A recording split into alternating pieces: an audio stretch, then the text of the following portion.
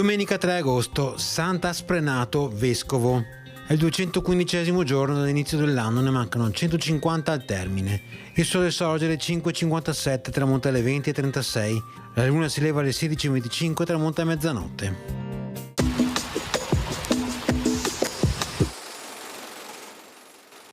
Davanti alle mura di Padova, assediata dagli spagnoli, si presenta il capitano Gerolamo da Valenza, che si dichiara pronto a sfidare ad uno i difensori della città. L'arsenalotto Damiano Colliva esce da Porta Santa Croce armato solo di spada e scudo e dopo mezz'ora di accanito combattimento stende a terra il tracotante spagnolo con 2 poderosi fendenti alla testa.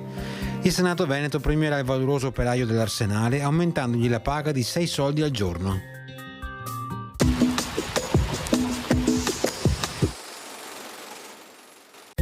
Le previsioni per domani: cielo in prevalenza parzialmente nuvoloso per nubi medio-alte, con modesti addensamenti e fasi di schiarita. Precipitazioni in genere assenti, temperature in contenuto aumento, soprattutto le massime.